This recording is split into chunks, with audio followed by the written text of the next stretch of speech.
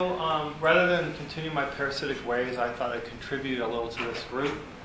And what I'm going to talk about today is what I'm trying to do in the evolutionary biology course. And so what I'm going to tell you today is a little bit about the course I teach, 3080 in eBio. Some general goals of the picturing to learn approach, and it's just sort of a general approach that people are using out there.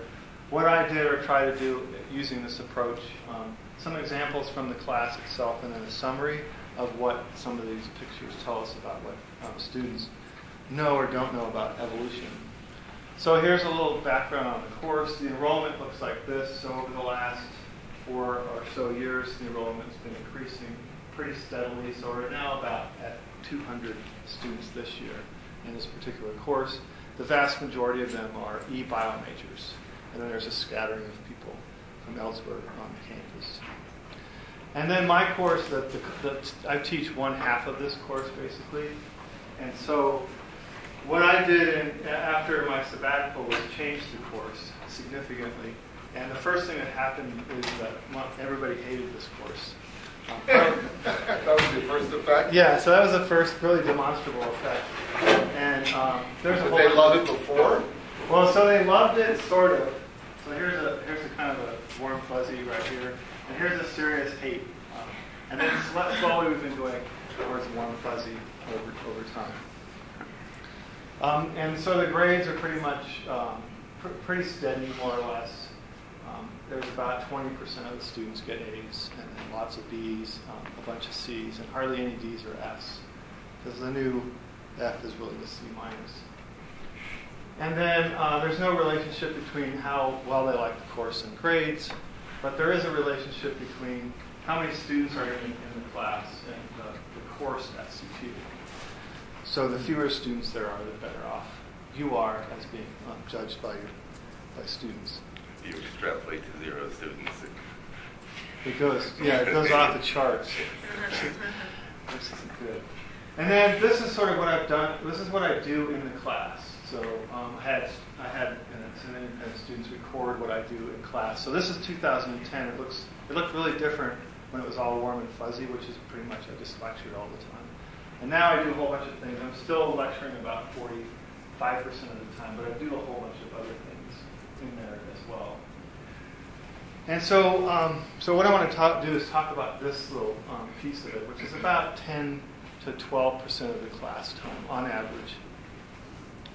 And so this sort of comes out of the Picturing to Learn program, and the people who are pioneering this are people at www.picturingtolearn.org, and that's an MIT and Duke and et cetera. And their basic approach is that we can learn a ton about what students know when they draw a picture of what they're trying to understand as a tool for teaching someone else. That's their perspective. So if you go to this particular site, it's pretty cool. They have, that's not really working. They have a whole bunch of information out there. Let me see, so you can go and they have a bunch of topics, and most of these topics are chemistry and physics. And so, for example, you go to Brownian motion, and you'll get a whole bunch of images. You can click on them and look really closely at the image, see how people are drawing for other people to learn, right? And then over here, you can go through and see how well students did on achieving their rubric, and it's not really so here's things that they've used to assess it. And so they score all these things. It's an incredibly great resource because what you can do then is go through all of these pictures and you can download a PDF that's a summary of all the pictures that were produced and an analysis of all those pictures in terms of whether they met the rubric for understanding that particular concept or not in pictorial format. And I'm not going to go into any detail about what they're doing, but by and large they give their students a long time to draw a picture of a particular subject, and then they go through and evaluate it based on a rubric. So what I do is pretty much this. I use this in class to get an idea of what people are doing, so I thought we'd do it in here. Hopefully many of you have pens or pencils. If you don't, I can't help you. So just pass these around. So your job will be to draw a picture of variation in a population, and then pass around the paper. And I typically give students, long enough, so I sort of wait for the last pen to drop. As it were. But sometimes I hurry them along because some of them decide that they really are artists and they spend a lot of time drawing really interesting pictures of the brain or whatever it is that's a little off target. So I'll give you a little bit of time. Just all you have to do is draw a picture of variation in a population, any population. Just what do you think about? And the context here would be that I will have talked somewhat, and they will have read and looked at actually variation in populations. So they've actually encountered this before. It won't be completely new. Obviously, you could do it before anybody had any concept, at least as you relate to them, before they had any concept of what variation is or was. But by this time, they actually know, or at least I think they know, what variation in population looks like. But it's often the case that they don't have a very good grasp of what that is. Are you trying to confirm that we don't have a very good grasp of that either? I want to see how closely. No, we're already sure of that. I'm basically just collecting data. And I typically don't have them put their names on this, so you can either put your names or not. Since I don't know most of you, it doesn't really matter. So, but if you want to be known for your particular drawing, you'll want to put your name on the piece of paper.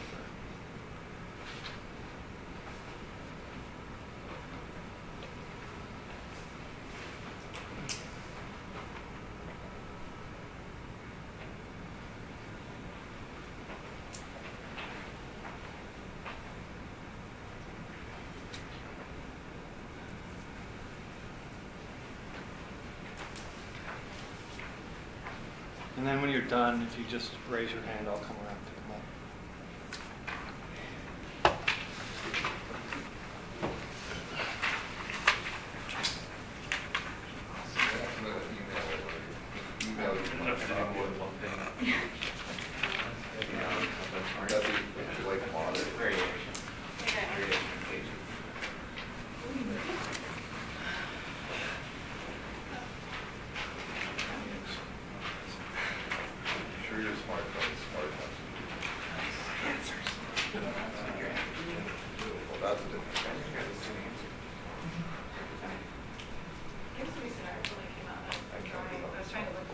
Actually, there was something in science. Yeah, in science, that's the one.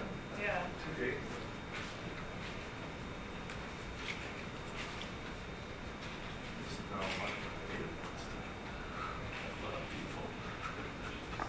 Oh, it wasn't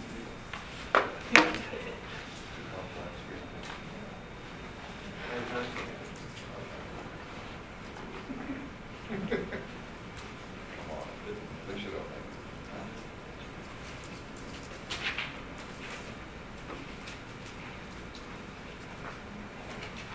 So then, depending on how overwhelming this is or whatever, I might spend some time outside of class organizing these and summarizing them.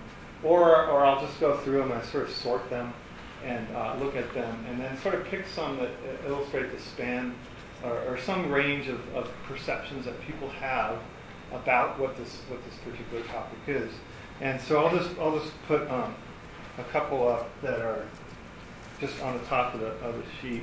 And so there's an example of, right, so there's a picture of variation, and you can get the idea. And this person has put extra words to help describe the variation that's out there. So there's a people-centered view of many of these things.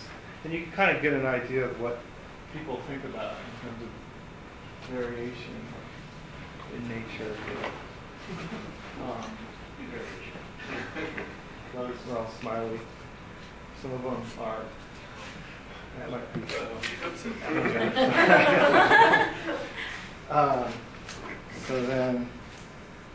So there's sort of symbolic ones like that one and this one.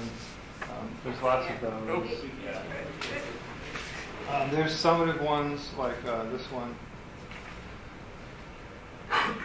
And so that's basically, and so I can use these to either get people laughing because some of them truly are hysterical, or or you can use them as a focal points for discussing what variation really does look like, or at least what it might look like. So what we have, I'll just provide some of the pictures that students that students did for this particular question.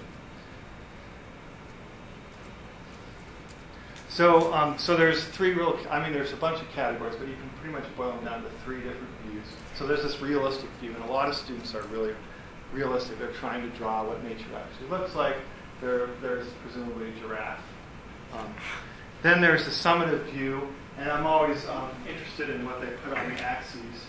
And so that actually this isn't really all that informative because it's not entirely sure what it is that they're graphing there. But it is an attempt to get at the normal distribution for variation in populations. Then there's an abstract view. And overall, basically, it looks pretty much like that. Most students think about the world in a really realistic manner, and very few of them think in an abstract or summative view. And I think if we looked at those, you'd find that most of us in this room actually think more abstract, in like triangles and circles and squares. Do you and do stars. this before you've shown them population distributions? Well, they should know about this from their reading. Yes, but this turns out to be super hard for them to understand what that really means. Interestingly enough. So I'm just sort of trying this out. And so one of the things that, as an evolutionary biologist, you're after is to try to understand whether people are typologists, whether they think that there's this type form, and all the variation is sort of error. It's sort of clouding the image of what really exists out there, or whether you're a populationist and the average or the type form is an abstraction, right? And the variation is what really matters. And as evolutionary biologists, we are fundamentally populationists. And that average expected form really is an abstract thing. And so you can look at these things and quantify, well, how many individuals do they have on a page? And you can quantify whether they're typologists and populationists. And by and large, most individuals are typologists. They put 1 or 2 things, and then that's it. And they might put the variation on a single individual, like it's variation of the things that are all over this individual. And so making that leap to becoming a populationist turns out to be tricky, and that's one of the misconceptions that students bring into the classroom. This is always a fun one. Draw a picture from the evolution of life. I won't have you do that, but it would be entertaining for me. And so Darwin, this is the only picture that Darwin drew in his book, and it's a really rich picture of evolution. And so just to zoom in on it, what he's really showing is that there's variation happens every generation, right? And then something survives, most of it goes extinct. So there's differential success in these variants, and it happens every generation, over and over and over. And there's typically multiple lineages going through time. So this is what students put, and this is really common. So frequently, you start with something that's a single cell, and you end up with the student. And the student typically has a very exalted view of themselves. So in this case, he's the king. So me equals king. And it's remarkable that they gain appendages really quickly. There's lots of linear sequences. So you go from 1 cell to 2 cells, plant. I'm not sure exactly what happened there. And then they pick their favorite bird, and it's cool. It went from a bird to a cat. Interesting. So there's great pictures here. There's lots of linear sequences with creationistic views, so they actually bring it back, and they start everything with the lightning bolt from God, and then everything goes on like you might expect for a normal linear sequence. And again, it ends up with them, which is kind of cool. But this person has the start with God and then evolution too. And then- Yeah, so they basically push God back to the beginning of all things, where we can't really explain the origin of life. So he made everything that the sin ancestor had, and then it took off, which is kind of cool. And then it ended up in them again.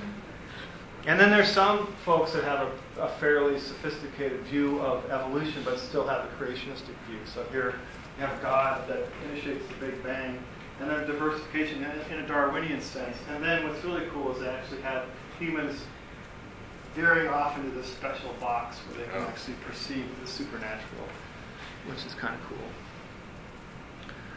And so, and some of them do have multiple linear sequences.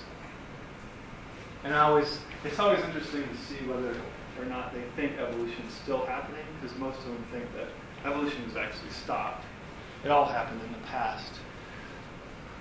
And these views pretty much match prevailing views that are out there. So the great chain of being, this idea that things are progressing through more complex forms, that's really ingrained it's everywhere, and students seem to have that sort of linear sequence in their heads. And it's everywhere. It's in the popular culture, and there's some really creative linear sequences out there. And I think that students are as creative as that. And so if we summarize all these, pretty much the vast majority of students have a single lineage going through time that has this progressive view to it. And that is a major misconception. We're trying to install this icon in terms of their working understanding of evolution instead of this linear sequence. And that was a question I asked at the very end of class on the final exam. So I didn't help them at all. And that's just... Do you ever use the circular tree, like the Hillis tree? Yeah, I don't, actually. They have a hard time... That sort of suppresses that idea, right, because it has no direction to it. Yeah, they have an extremely hard time just tree thinking in general. And so I'm not entirely sure how to... Yeah, but that's a good point. I mean, I show this picture, Darwin's picture, over and over and Right. over. That's basically the one I'm trying to But send. that still has, even that one still has a direction to it. Right? It's true, it it's does. like there are, Yeah, it goes from top to bottom, it goes Yeah. from bottom to top, right? yeah, that's right. Use Anyway, time as a yeah. direction with it. What's wrong with that? What's wrong with using time as a direction? Because the way they're drawn also has an implication that things are becoming more something. Mm-hmm. Whereas the circular tree, which is everybody who's currently alive is on the circumference of the circle, every organism is equally old, which is very hard to show this way. Right? So they're all equally ancient. And Just so, to clarify, both of you are saying the same thing. Well, you're talking differently. Both have directions, which is time is moving out from the well, earth. they both have a directional thing, but the way We don't have a time is hierarchy. indicated Right. doesn't imply that things are getting better. Right. That makes sense. You don't apply. Right, or even more complicated or whatever, it's just that things are changing, It's just different. which No, is they're getting different. worse. But it would be interesting to see if you put it on its side, if you put it upside down, So that would be another way of doing it, whether whether that changes how they think Right. about it. Yeah. So another thing I have them do is draw these concept maps. And one of the things we talk about is why we're so smart, the evolution of intelligence and cognitive ability. And so I try to get them to think about what it is cognitive ability actually is, right? What is it made of? And how do genes and environment influence a particular cognitive ability of individuals and the variation of cognitive ability in a population? So here's a bunch of words that they sort of have some idea of what they mean. Like speed is the speed of processing that happens in your brain. Innovation is your ability to put together things in a way that no one's ever seen before, that kind of thing. And so there are all these words that actually relate to cognitive ability. And the goal of this, part of the goal of this, is to get them to think that genes and environment are actually influencing all of these things. And it's in a matter of magnitude, but really genes influence all those things in environment as well. And so then they have to struggle with, if they had to organize these words on a page and connect them, how would they do that? Can they use that to explain what they understand about cognitive ability to someone else? And so some of them are pretty interesting. So this guy drew this map where all these these sort of trait values are in the middle. And then genes and environment are influencing all of those to varying degrees in certain amounts. And I look at this as a really sophisticated view of the world because they're actually judging magnitude of effect. And they, like emotion, has much more environmental influence, at least in terms of what this guy thinks as opposed to genes, etc. And then these things are loosely connected. And so you can quantify. I mean, there's a bunch. One of the things I want to do is quantify how people think. And one way to do this is with the network, connect everything, and see what the connection network actually looks like. And so there would be a connection network for all of the things sort of being equal. And this is undirected, so you can have it directed, undirected, whatever. But it's just a way to get at, when you have 100 pictures and someone's going through and trying to figure out how all these things are connected, is there a common sort of view of the world that emerges from a network like this? So we can take this picture and translate it into a network that would be like that. Not that you necessarily have to know that that's true, but I basically went through, or had a student go through, figure out all the arrows, how they're connected to each other, to generate this picture. And then other pictures will look differently, and they'll give you different sort of network views of the world. And some of them leave out environment entirely. You can't tell from this picture where environment is influencing these things. And so there's unconnected points. They don't include all the information, which is fine. And some of these pictures are really kind of cool. This one in particular. And so you can take all these data and sort of plot them in multidimensional space. And what you can find out is that most people actually have this connectivity-centric view of cognition, which is kind of cool, because really cognition is fundamentally about how all the hardware upstairs is connected. And then, so as you move this direction, you're getting more and more genes and environment effect on that particular view of cognition. And then there's a few outliers, like some people are neuronal-centric in terms of their understanding of cognition. It's all about the nerve, the anatomy of the nerve, or whatever, what type of nerve you have. And what I liked about this is it sort of clustered individuals, and you sort of got the picture that people are mostly connectivity-centric view, and they're willing to entertain that there's genes and environment effects on cognition, which is great. So then I had them illustrate a map of Darwinian evolution. And so at this point, they know what Darwinian evolution is, I presume. I'm always presuming something. And so these are all the words they have to put together in some way. And in my mind, there is a sequence of things happening here. For example, these two things are part of mutation, and there's many more deleterious mutations than advantageous. So these two things should be feeding into mutation that then contributes to variation, etc. So there's a way, there's more than one way to put this together that's a reasonably good view of the world. And in addition, they had to organize the words to within a generation, what's happening within a generation, and then what's happening between generations. So the processes that are sorting variation within a generation, and then what happens over generations. Evolution versus sort of like natural selection. And you get all kinds of pictures. So some of them are pretty simple, and they pretty much get it, but it's not a very sophisticated, particularly sophisticated view. Other ones are relatively sophisticated, where they have different size arrows with respect to the effect of those particular factors. They have things moving, and there's a clear separation within generation and between generation. In this case, there's a really cool filter where individual arrows are making it. Some of them are making it through the filter, and other ones aren't. And then most of them are just these confusion maps, where they're just not sure really how all these things relate to each other.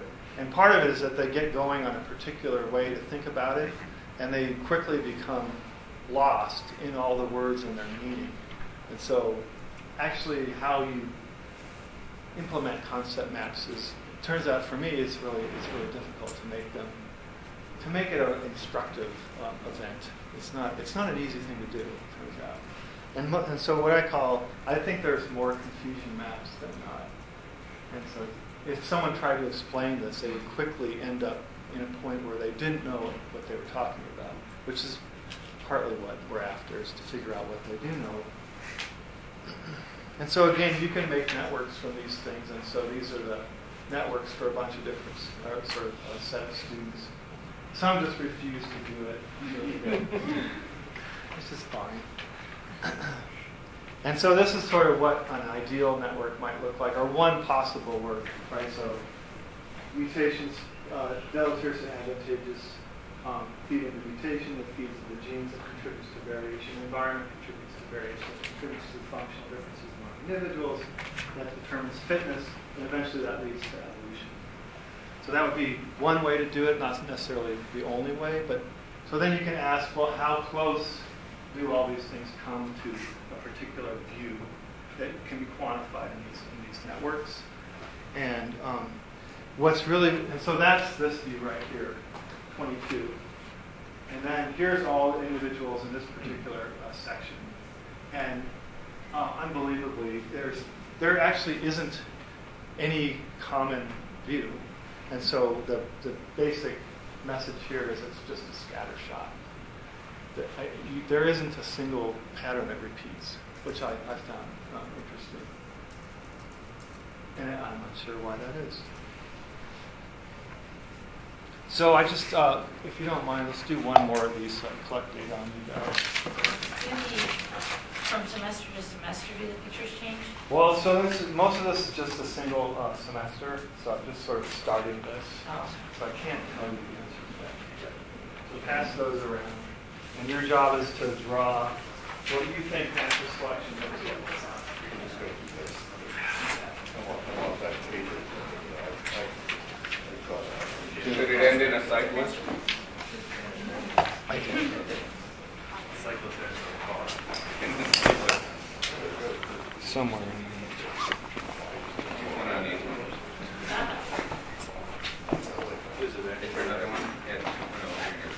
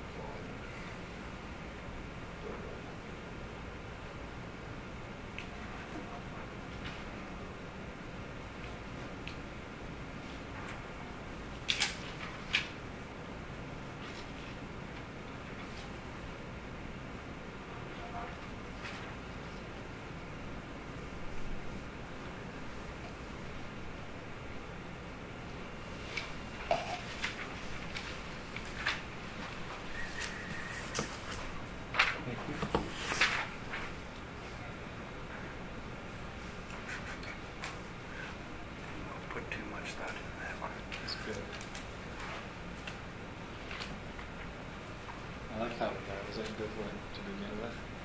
He didn't have an emotion, and then he made it to one.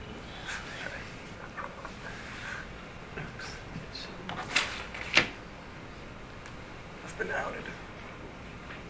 So when you're done, just raise your hand.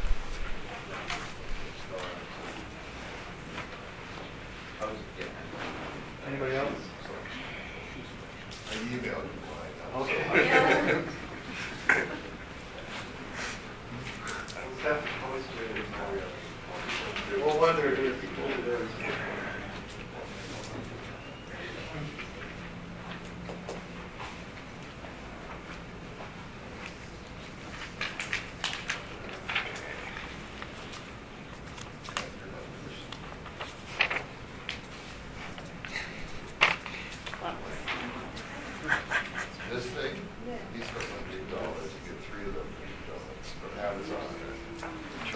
They don't charge you for postage. It's your favorite part.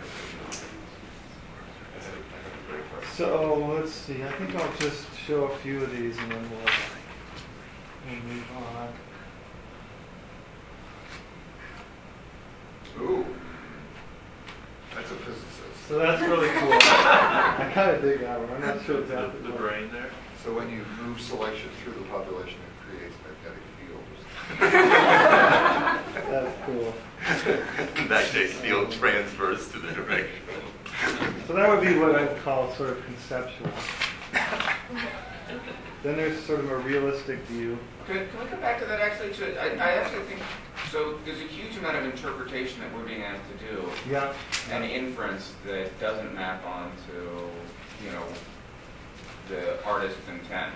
Not to be too postmodern about this, but No, you couldn't be too postmodern if you tried. no, I mean seriously. Well, okay, we can argue for the death of the artist, but but as educators, we have to infer, right, what's going on with the student or the participant in this situation, and it's not clear to me. The next question is, what happens when we don't have common representation or common interpretation of representation? Right. And so there's a number of, that's a really good point. And so there are a number of possible ways to deal with a picture like this. And one of them is what I use in class is I ask them if they're willing to talk about what they meant, what they're trying to convey when they put this picture up. And I could do that here, and it would be interesting to see what this particular artist was trying to convey, if they don't mind. Duck-billed platypus. Does anybody else see it? I can see That's it. what I see. But that's not yours. No, it's not. Sorry, I didn't mean to. So if you're willing, if you're not willing, that's fine too. We'll just move on, and that's an option because not everybody's willing to stand by their pictures, and that's perfectly fine. But most people are. They'll take ownership and they'll get right in there and say, this is what I meant.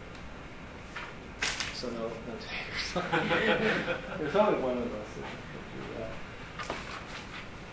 that. Did you want to say more about that? No, I think that's really interesting. And the point is then you can use it as a common object for meaning making, which is what we're just doing. Right there to come to consensus. As opposed to often these are used in evaluative circumstances. And if in that sense, I would be remarkably hard-pressed to use that in some form of evaluation. Yeah, and part of the goal of this whole strategy is to get people to be comfortable drawing graphs and drawing pictures of what they think the world looks like. Because it turns out to be, they have a really hard time with graphical representations of the world. Even just simple line graphs, they have a hard time with. And so this is sort of one step further, conceptualizing the picture. And so the goal is after the semester, they're actually getting pretty good at being able to draw a picture that conveys information to other people that may not know anything about the subject. But and so a lot of people do this kind of thing where, let's see, now I'm going to push. They'll forego a picture and they'll sort of draw like a bifurcated, so it's sort of a logic map or something about what happens during natural selection. And then by far the most common one are sort of these realistic pictures again, where they'll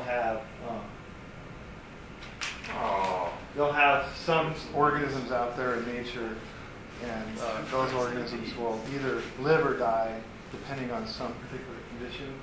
And I imagine that I don't know who's toast, if these guys are toast or if those guys are toast. What? These are flowers, aren't they? Oh, they're flowers? Dead bird. I thought they were little birds that were looking up at them Dead birds. and they didn't have any wings or something. So, yeah. All right. And so, overall, one of the things that comes out of these pictures is that in most cases, the pictures aren't very informative at all. It's hard to understand exactly what's going on in the mind of the student. I mean, it's pretty obvious here that in this generation things are changing, but it's not clear that natural selection is doing that, and natural selection happens within a generation, so they're really just depicting evolution, and it's not clear that natural selection is involved. And then there's, really clear that the world floods, people have limited resources, so the guy who actually mutates and has gills, he's the one that's going to survive. So I suspect that comes out of Harry Potter, but they're forgetting all the constraints on organismal development that would make that impossible. And so there's just one after another of sort of not particularly informative pictures. Although I really like Muscles. really clear. So there's some sort of It's all sexual easy to make selection. sense to me now. It's biology stuff. Yeah, and there's a lot of this stuff where they have, they're showing the essential features, but it turns out that you basically lose individuals due to natural selection. You don't gain a bunch of these, right? Because it's fundamentally a process of loss or differential survivorship. So they turn out to be not very informative, and most of them depict evolution and not natural selection within a generation. It's all about what happens between generations. And then every once in a while, there's a really cool picture that shows up. So this is one where they have a KT boundary, dinosaurs, and this, unfortunately, this thing is actually a Permian organism. So but that's all right. we can deal with a couple 100 million years between. The wall comes in. The Tetris game? So the basic idea here is that the Cynodont made it through, and the dinosaurs did. And that's kind of cool.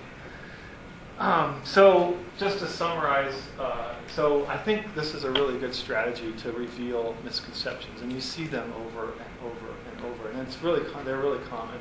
The same misconceptions are out there, and I think it can, if used correctly. I'm not saying I'm doing that correctly. I'm learning how to do it, but I think it can really help them understand for themselves what they don't understand, and then communicate when they do understand something to the world. And so it also provides an opportunity for students to actually show other students what they imagine. And the students actually get off on that. They like to show other people their pictures. At least some of them do. The bad, I think, is that there's some interesting research out there about this. And one of them is that it turns out that this competes in your mind with the mental image you're forming as you read information. Right? So if I tell you to read a passage and then draw a picture of it, that actually conflicts with your ability to read a passage and construct a mental image of that. That might be more accurate than the picture that you draw, because part of the problem is drawing a picture. You're confronting with limitations on your ability to actually represent that mental image, which is really interesting. And so it may be that this is causing a cognitive load that inhibits learning. Possibly. I don't know. And it also assumes students are reasonably good artists. Sometimes you just can't draw what you think. And that's something I think we should work on collectively. And then the ugly is that I think most students are very poor illustrators, and that's no fault of them. Or they just possess a very simple and unrealistic picture of the world. It's not entirely clear example. For example, this is supposed to illustrate natural selection. What's actually happening here? There's variation, but it's not clear that one of them is going to survive and the other one won't. Well, they're going to speciate. Yeah. Or any number of things can happen here. Yeah.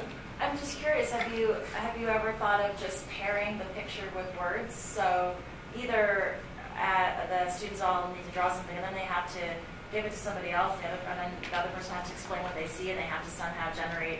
Oh, that's a great idea. So I mean, you could still make it really an active sort of classroom type of thing if you're exchanging with a partner, and the partner has to say, I see see this, which doesn't match with my idea of natural selection. So let's write down, like maybe together they have to write down what the picture actually shows, what the components of natural selection are. That's awesome.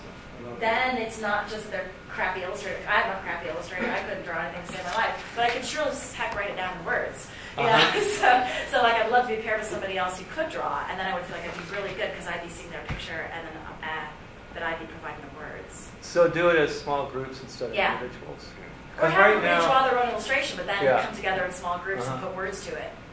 Pick the best illustration, put a text to it, something like because that. the way I implemented it was really still me-centric, so everything's coming through me, and then I sort of pick pictures to let people talk about, and I don't think that's necessarily the best way to do it.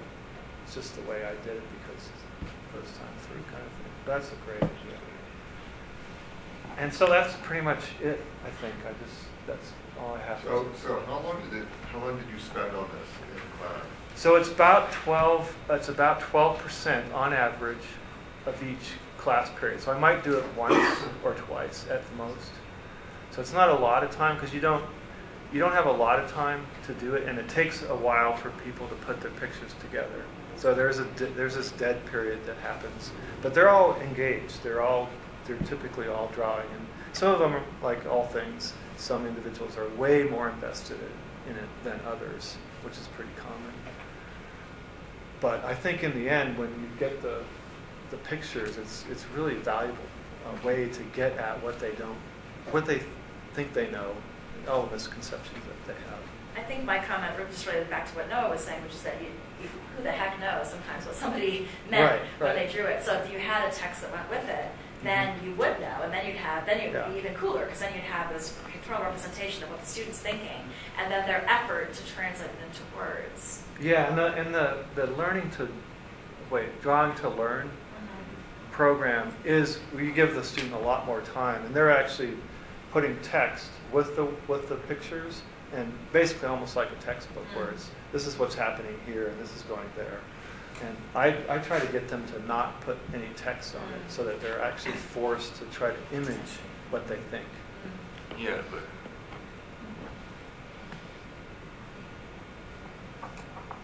So that's pretty much. Cool.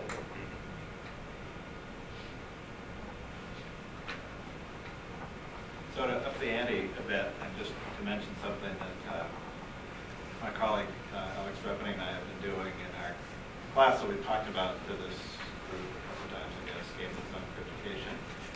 One of the kind of sub-activities in there has been some of the students have worked on trying to do a computer simulation that would show the importance of variation in evolution.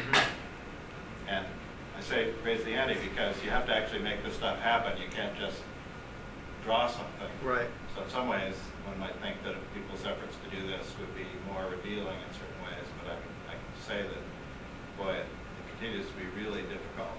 It takes many iterations for the students. And this is not at the level of making stuff happen, it's at the level of getting the concepts.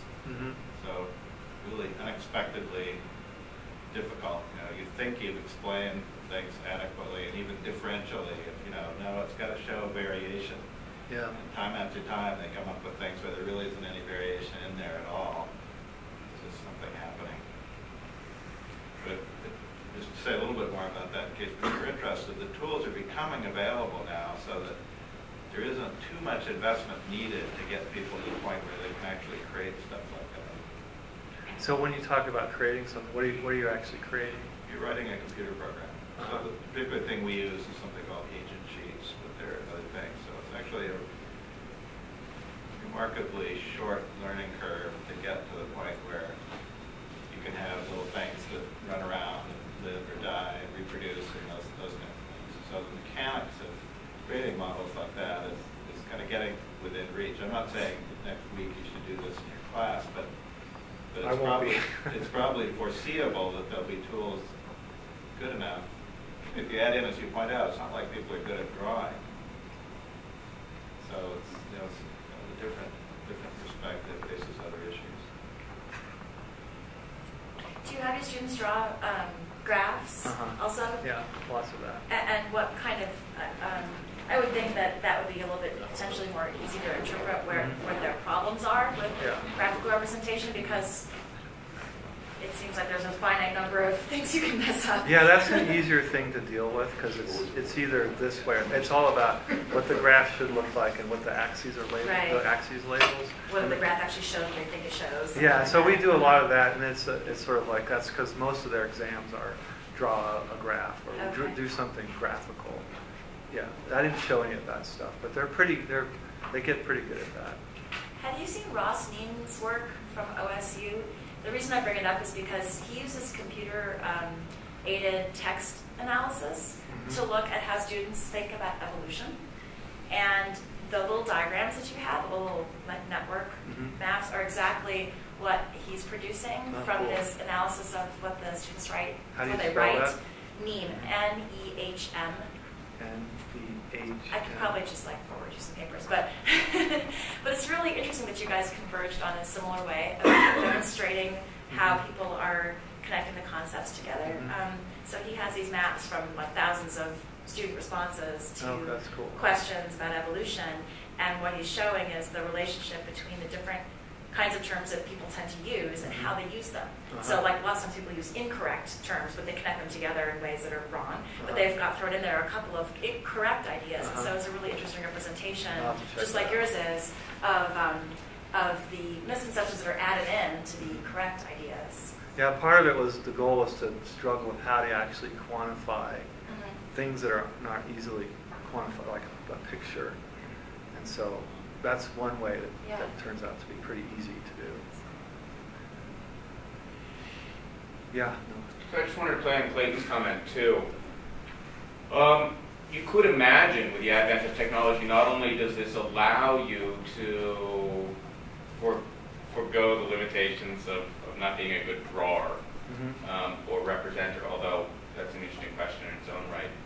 What if you have the computer do all that for you? What are you missing out on? But let's say you did, and there's lots of interest in folks in the graphics world to be able to facilitate individuals drawing better, representing ideas better. And at the same time, you could imagine then, in that world, you could have the computer start to analyze some of those results, starting to create those network diagrams that you did in particular ways and classify that. So in some sense, that's sort of a pie-in-the-sky idea, and I'm sure Ben is excited that the iPad could already do that, I'm sure. But would that be a direction that you, would that be helpful? To move it from your case of being, you have a tremendous amount of sort of hidden expertise in doing this and working with a class and analyzing these and seeing these, and so there's a fair amount of overhead for the rest of us if we wanted to get involved in that. Is that something that would be could awesome. Lower the threshold in both creating this to happen for students running those for the teachers, and then also for the SODL work among us, or the deeper researchers among us, to say, hey, what does this mean in terms of student use of ideas? Could you get these analyses done?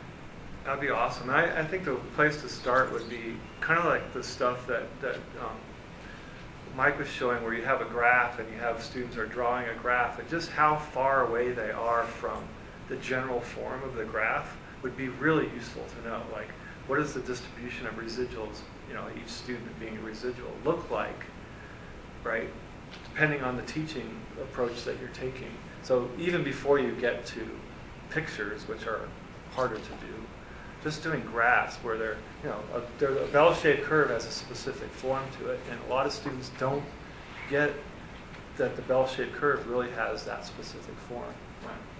Let me play counterpoint to that. That's right. I really like that tool for constrained activities. So the same thing with agent sheets hits this sort of sweet spot and trade-off between open forum for kids to be able to do anything, which is like Java would let you do that, which doesn't run on an iPad. And then the other, which is to say, hit the button and the computer runs everything for you. So there's this sweet spot in this idea of agency and creativity and being in charge of things, and at the same time, overhead and access to get started. So just, for instance, if you talk about bell curve, I love the representation of population variance as a bell curve, but that was only one of 30 that you got, right? And you wouldn't get the others if you had said, all right, draw variation, and the only tool you had was different versions of graphical bell curves. Right. So can I ask a different question? So this is a very hard idea, and Darwin got it when lots of people didn't get it. So what is the value of allowing people to display their confusion? I mean, you actually expect them to all function at the level of people who were immersed in this discipline for a long time and No, came not up really. with acts of genius? I mean, so what is the pedagogical justification? I mean, aside from figuring out how confused people are. Well, part of it for me is the revealing what the misconceptions actually Right. are, and having. I mean, you can ask them questions. There's all sorts of ways to go about that, but So do you bring them back and use, so you could say, I mean, this is like one of these things where, look, this is essentially the productive way of thinking, right, which drove biology forward. What's wrong with the rest of these? Mhm. I mean, I hate to sound judgmental, but it turns out that some ideas suck and other ideas are very productive, right? And that's the lesson of science, Mhm. which is that not all ideas are equally valuable. Some ideas are fantastically productive, others are dead ends. Mhm. And, is that what you're doing? I mean, are you doing to say, look, here's Darwin's simple drawing, it captures something amazingly profound, I think which it's, nobody else had. But it seems like by virtue just of getting them to say, well, this is what I think, or show, this is what I think, and then talk about why they're wrong or what they're missing, like revealing the misconception is really the first step to learning. No, so that's the correct question is idea. how you're using it how are you using it? That's what I mentioned. I mean, yeah, I know that they all think these weird things, right? So that's already well justified. They'll just keep thinking them though, unless Yeah. you No, show no. them that they're. Right. But also, there's worth in the idea of mastering representations themselves. In fact, you could argue that to be able to manipulate representations is the sign of professionalism and mastery within a discipline. That's an interesting question. I mean, I'm not sure that. Well, that's the drawing. Well, Depends on your definition of that's an interesting representation, but I'd question. be happy to defend that. Yeah. That Well, would that's be an the interesting question. perspective of the people at MIT and Duke and stuff with the drawing to learn approach. Is that what you just said? Is that's their fundamental premise that in order to be an expert, you have to be able to teach anybody through the combination of words and images a particular topic. Well, another stance on that, and I like that, but you could argue that all cognitive processing is mediated by cultural artifacts or tools, representations that we use, that are defined by disciplines. Well, you could argue that, or you could argue that it's biological and it's not all cultural. And It's about half and half. Pre-programmed to do certain things, right? But there are also norms for how we represent things. Like, so for example, the way a scientist, a biologist would represent, maybe draw a picture of natural selection might be really fundamentally different from the way somebody else would because we have more knowledge. So I to bring get to that. it. So the question is, what's my goal? That somebody understands it or that they can draw it? How do you distinguish between understanding and drawing? How can, maybe the drawing of it is the understanding of it. It's exactly the point. Or Well, creates also, the And what that's do you- one of the limitations What do of you this, use right? for evidence of understanding, right? So I've known a lot of weird biologists who probably couldn't have drawn things like that. But they use representations.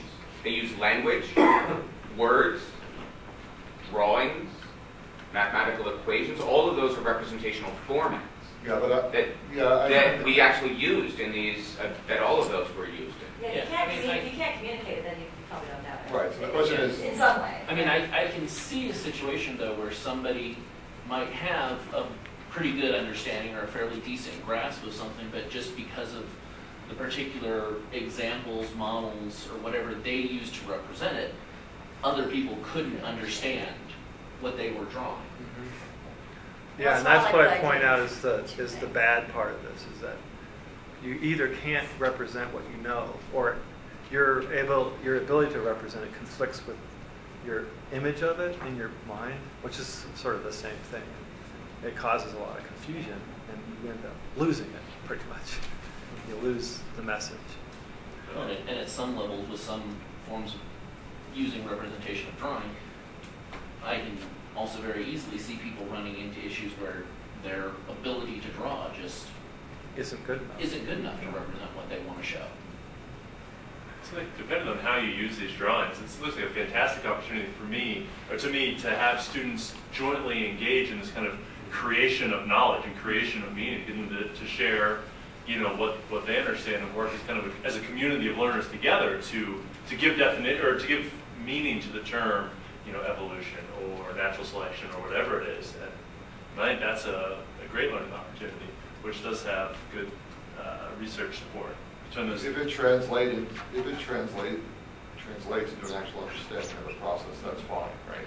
So I understand that it's tricky to figure out whether somebody has mastered something. It could be tricky to say that that's the problem. How do you know whether somebody's mastered it? Right. Well, I think and it's not. You could easily see that people could confuse and conflate the ability to draw something with the ability with really understanding it. Are you asking as a researcher or as a teacher? Mm-hmm. Are you trying to assess them, or are you trying to assess the process? I'm asking a biologist. So if I'm teaching evolution, which I'm doing right now, what is it? What are the signs that they really get it? Right. So what is it? And so this would be one possibility. Right. It's a really hard idea. I think Jenny's idea. So I don't want to make a caricature of understanding it, which then becomes a proxy for real understanding it, and then leads to people who walk out and actually don't understand it at the end of the day. They can just draw a picture. Right, but that's exactly why I suggested the coupling it with words. So draw it first. I think that's a very good But idea. also having people critique somebody each other. else say, this doesn't make any sense to me. That's a very good idea. Because then, you've taken it to the next level. It's not just a drawing. But also that process back and forth, you could imagine through going back and forth, they would get way more sophisticated. Totally. It's like the clicker approach, where you give it to them individually, and then you let them work together to come up with a picture that they think is the better represent. And it may be then that somebody is adopting the drawing role, and somebody else is adopting a different kind of role, and collaboratively they come up with a really good understanding. That's way cool. It's now 4 o'clock. Yeah. In our new worldview, we ended 4.